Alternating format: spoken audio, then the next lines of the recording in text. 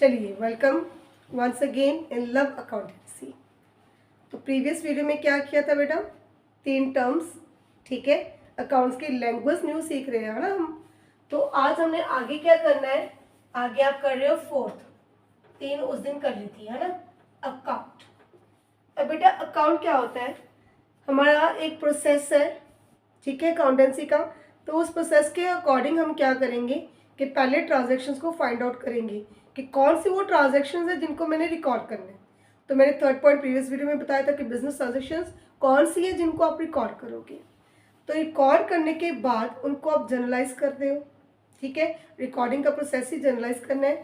अब क्या प्रॉब्लम क्या आती है कि एक जगह पर सिमिलर टाइप के ट्रांजेक्शन को मुझे इकट्ठा करना है, ठीक है। एक दुकानदार है, वो पूरे दिन में कितनी बार सेल करता है, ठीक है, तो बार बार उसको देखना पड़ेगा, यार यहाँ पर यहाँ पर यहाँ पर, है ना, एक महीने में मुझे कितनी बार मुझे सेल करनी पड़ी, कितनी बार मुझे सेल की मैंने, ठीक है। तो अब क्या करेंगे, अगर हम अकाउंट बना लेंगे तो सेल्स अकाउंट, तो जितनी मैंने पूरे महीने में सेल्स की वो एक ही जगह पर मैं नोट डाउन कर दूंगी, ठीक है। तो मुझे वो एक महीने के ट्रांजेक्शन को, जर्नल एंट्रीज को बार बार देखना नहीं पड़ेगा। That is very time consuming process, ठीक है। तो सेल्स अकाउंट बनाया, मुझे क्लियर कट पता चल गया कि मेरे सेल्स टोटल एक मंथ में कितनी होगी, उसका बैलेंस निकालूंगी, बहुत इजी प्रोसेस हो जाएगा, ठीक है। अभी मैं थोड़ा सा बता रही हूँ अकाउंट का जो फॉर्मेट वगैरह है, पर जब आप चैप्टर करोगे अपना लेजर, आपको क्लैरिटी हो जाएगी, ठीक है। इसको बोलते हैं बेटा T shape account, T shape. Stress मत लेना माइंड पे, करेंगे चैप्टर पूरा का पूरा। बेटा पहले टी शेप मतलब एक टी ड्रॉ कर ली। One side is the debit side, debit DR, other side is the credit side CR, DRCR, debit credit, ठीक है। अब डेबिट साइड पर total 4 columns, same credit side पर भी आप टोटल 4 कॉलम्स अपने बना लोगे, ठीक है। अब इन चारों को हम नाम देंगे। First is date, second one is particulars, छोटा सा column journal folio, journal folio मतलब जनरल की बुक में ये किस पेज नंबर पर है, ठीक है। सेम आपका क्रेडिट साइड पर भी date, particulars, journal folio and the last one is amount.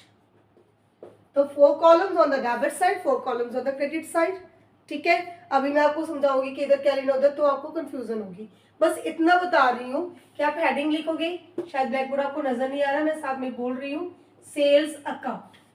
तो आपने हेडिंग डाल दी सेल्स अकाउंट, तो मतलब जितनी भी सेल्स है, चाहे वो कैश है चाहे वो उधार है, तो उन सबको मुझे कहाँ पर रिकॉर्ड करना है? सेल्स अकाउंट में, ठीक है। एक मंथ कंप्लीट हुआ, on the last date of month मैंने बैलेंस निकाला, ठीक है।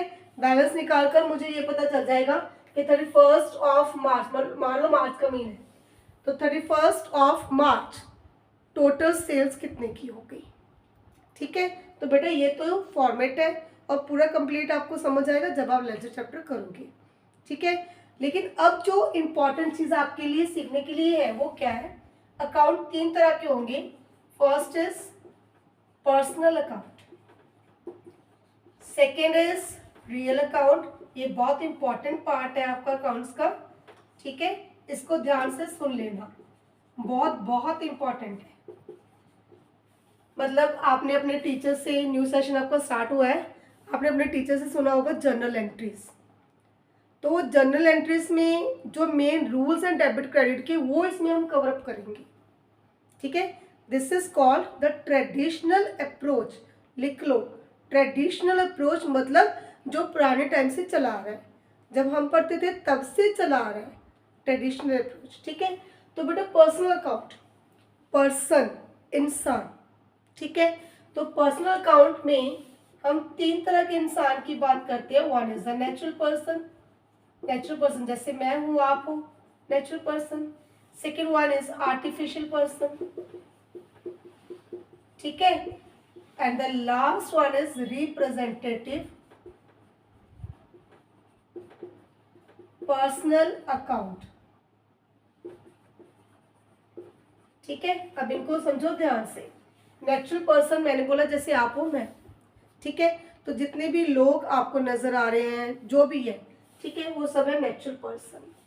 अब मैडम आर्टिफिशियल पर्सन क्या होता है मैम? बेटा आर्टिफिशियल पर्सन होता है जो हमारी तरह इंसान नहीं है, बट वो लॉज की आइज में, उनकी आंखों में वो उसको एक इंसान कंसिडर करते हैं। ठीक है, फॉर एग्जाम्पल कंपनी। ओके, इसमें कौन आ गया? राम, श्याम, चुन्नू, मुन्नू, ठीक है, वो सब इसमें आ गए नेचुरल पर्सन्स में। तो आर्टिफिशियल में कोई भी कंपनी, मैं आपको एग्जांपल दे रही हूँ, कुछ देर पहले मतलब एक कंपनी के अगेंस्ट केस हुआ, तो बेटा जो वहाँ पर लिखा जाएगा कोर्ट में, वो उस कंपनी का पर्टिकुलर नेम होगा, किसी एक इंसान का नेम नहीं होगा। ठीक है, किसी भी कंपनी का कोई प्रोडक्ट है वो खराब निकल गया, लोगों ने उस पर केस कर दिया, तो केस हमेशा कंपनी पर होगा। ठीक है, जैसे हम सिग्नेचर करते हैं तो कंपनी के स्टैम्प एज अ सिग्नेचर वहाँ पर यूज होगी। ठीक है, तो कंपनी किसी के अगेंस्ट केस कर भी सकती है, कंपनी के अगेंस्ट भी केस हो सकता है। So company will act as an artificial person. Okay, then what is representative personal account? बेटा रिप्रेजेंटेटिव होता है, रिप्रेजेंट समझते हो ना, किसी को रिप्रेजेंट करना।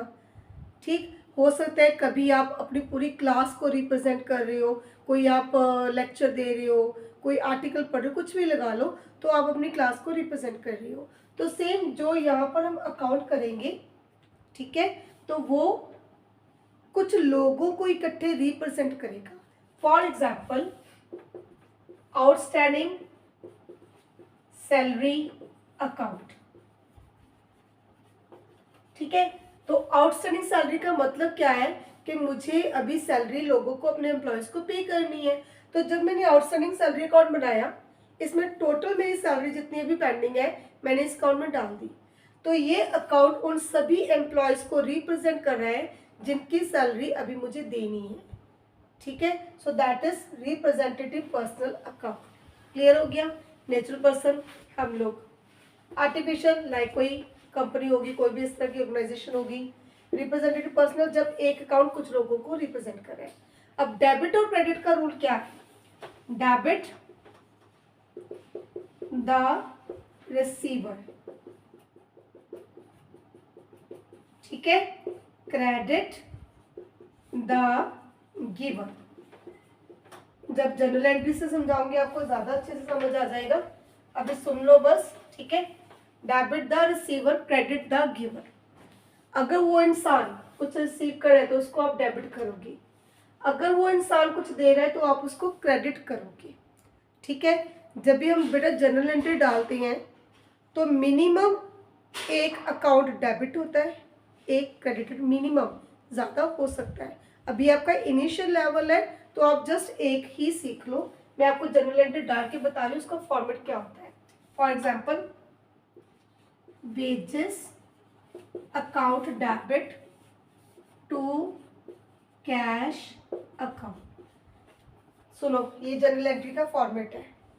अभी उतना सिखा रही हूँ जितना जरूरी है, जब जनरल करेंगे प्रॉपर फॉर्मेट भी बताऊंगी। ठीक है, अभी उसकी नीड नहीं है, अभी सीखना क्या है? डेबिट क्रेडिट सीखना है बस। तो जब हम जनरल एंट्री डाल रहे हैं तो एक अकाउंट डेबिट करेंगे, DR, कुछ स्पेस छोड़ के, कुछ स्पेस छोड़ के। ठीक है, टू का मतलब इस अकाउंट को मैं क्रेडिट कर रही हूँ, तो टू कैश अकाउंट मीन्स ये क्रेडिट हो रहा है, इसके आगे CR नहीं लिखना, ये टू बता रहा है कि ये क्रेडिट हो रहा है। ठीक है, सो एक अकाउंट को डेबिट कर दिया, एक को मैंने क्रेडिट कर दिया, इसको बोलते हैं जनरल एंट्री। अभी बहुत कुछ है जो इसमें थोड़ा थोड़ा ऐड करना है, वो प्लीज अभी नहीं बता रही, आपको स्ट्रेस हो जाएगा। ठीक है, तो अभी बात कर रहे हैं पर्सनल अकाउंट की। तो फॉर एग्जाम्पल मैं यहाँ पर एक ट्रांजेक्शन लिख रही हूँ, कैश पेड टू नवीन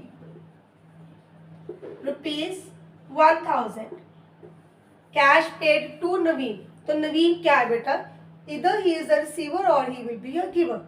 तो जब नवीन के पास पैसा जा रहा है, मैं उसको पे कर रही हूँ 1000, तो वो क्या है? वो रिसीवर है। अगर वो रिसीवर है तो वो डेबिट होगा, है ना? तो क्या लिखोगी? नवीन डेबिट।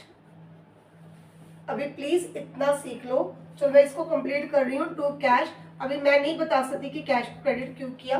अभी ये सीखो कि नवीन रिसीवर है तो नवीन डेबिट होगा, ठीक है। अगर इसी एंट्री को मैं लिख दूं cash received from Naveen, now in this case, चलो इसको नाम को चेंज करिए, नबी कर दिया, ₹10,000, तो मैंने रिसीव किया। मैं अपना नाम कभी भी अपनी बुक्स में नहीं लिखूंगी, ठीक है। अपने पेरेंट्स से पूछ के देखो, आप खुद सोच के देखो कि जब आप अपना हिसाब किताब लिख रहे हो, मान लो आप दोस्त इकट्ठे हुए, आपने पार्टी की, तो आप सब कुछ लिख रहे हो, तो मोस्टली बेटा आपने किससे लेना है, किसको देना है, उसका नाम लिखोगे।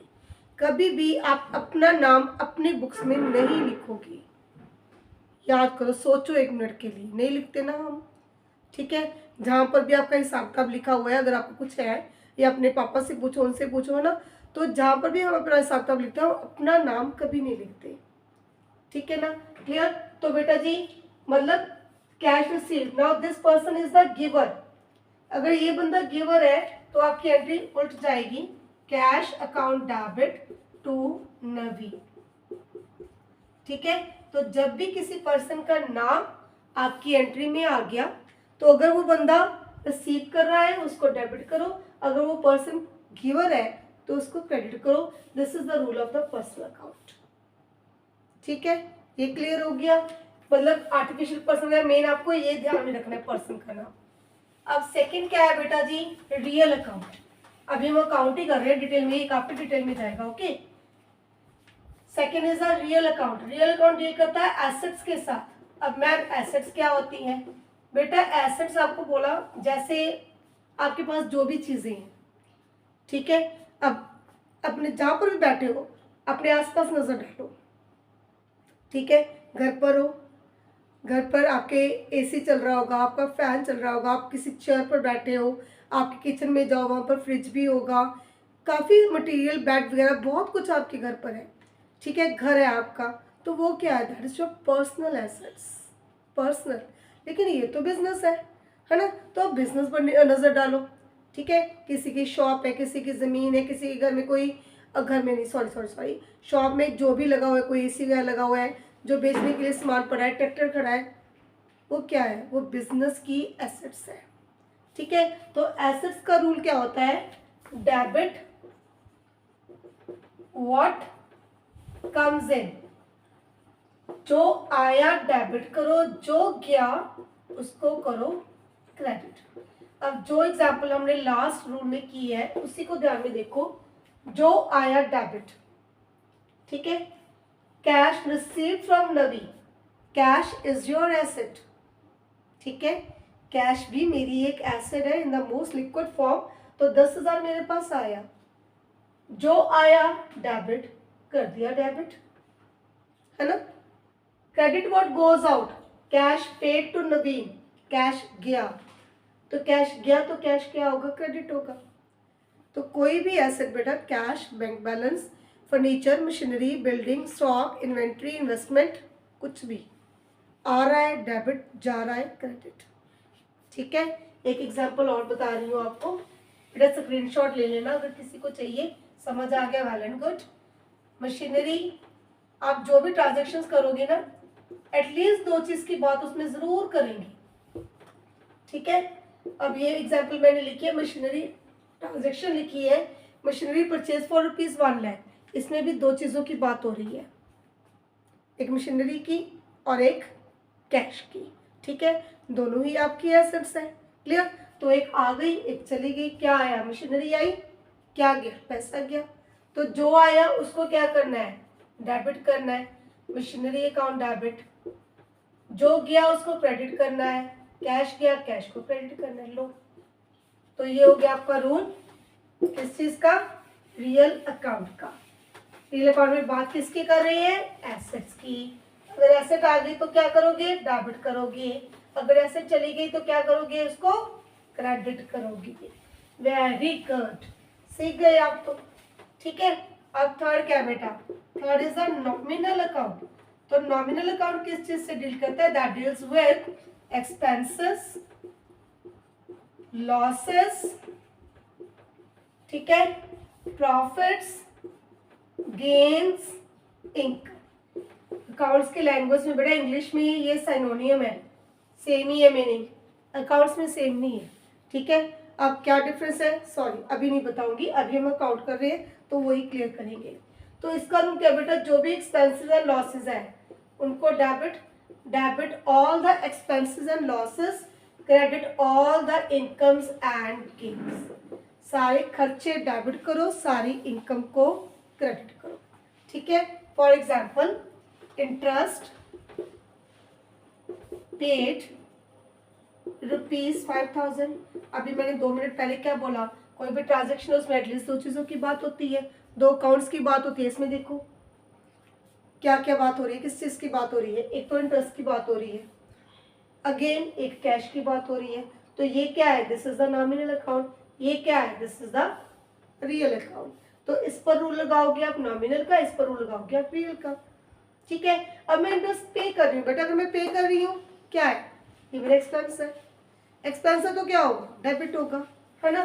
तो अब क्या करेंगे बेटा जी, खर्चा debit, interest account debit to cash account, this is the journal entry. ठीक है, खर्चा डेबिट, कैश गया, कैश क्रेडिट। ठीक है, एक चीज और सुनो, बहुत स्टूडेंट्स के माइंड में क्या चलता है, इंटरेस्ट पेड, मैम इंटरेस्ट गया। बेटा जब आप किसी को इंटरेस्ट पे कर रहे हो, क्या उसको किसी पेज पर इंटरेस्ट वर्ड लिख के ऐसे इंटरेस्ट पकड़ा रहे हो, नहीं ना।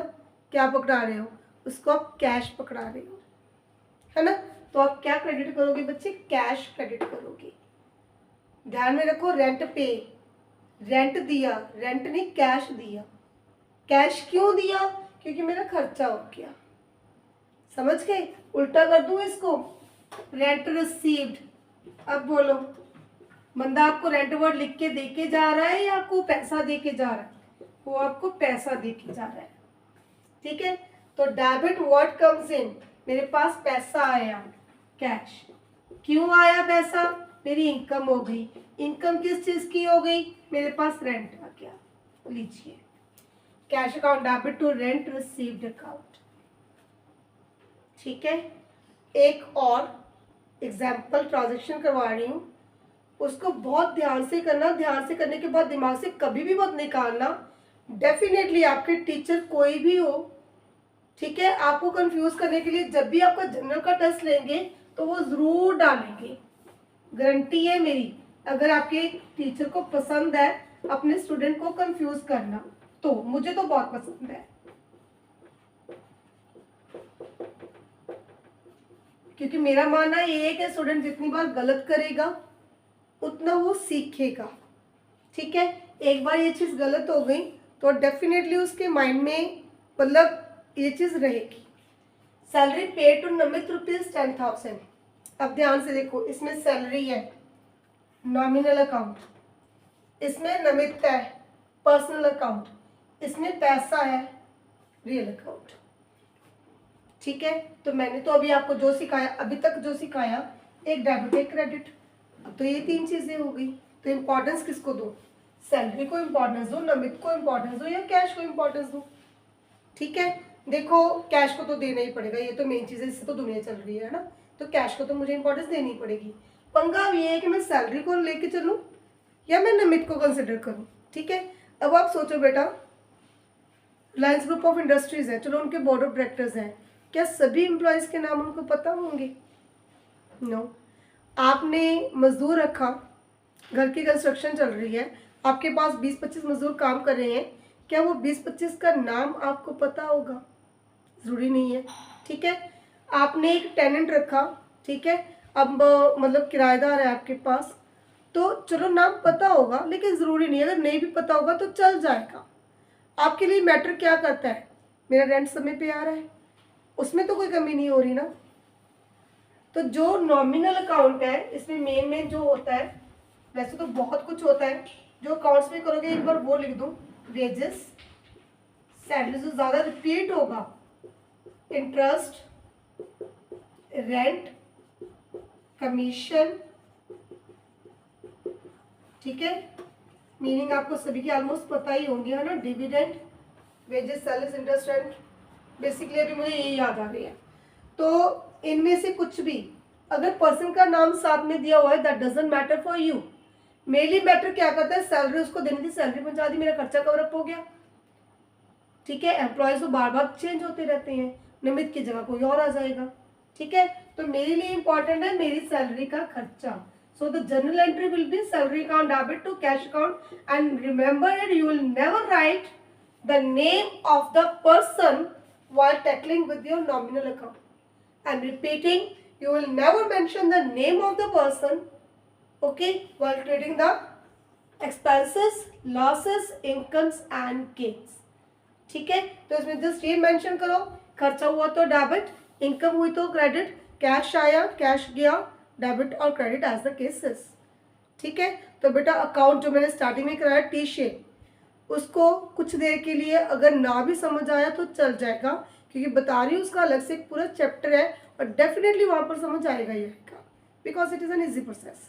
ठीक है, लेकिन मेन जो आपने अब सीखना है, 3 तरह के अकाउंट की है, personal, debit the receiver, credit the giver, इसको एक पॉइंट की तरह याद कर लो।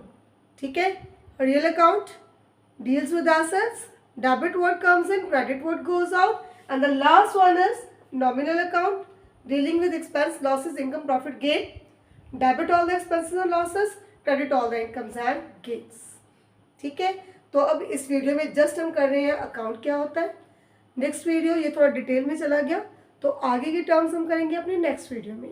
ठीक है, टिल देन इसको प्रैक्टिस करो, समझो ध्यान से, अगर इसको समझोगे तो आगे का समझ आएगा। ठीक है, लेजी नहीं होना, न्यू सब्जेक्ट कर रहे हो, पूरे एंथुसिज्म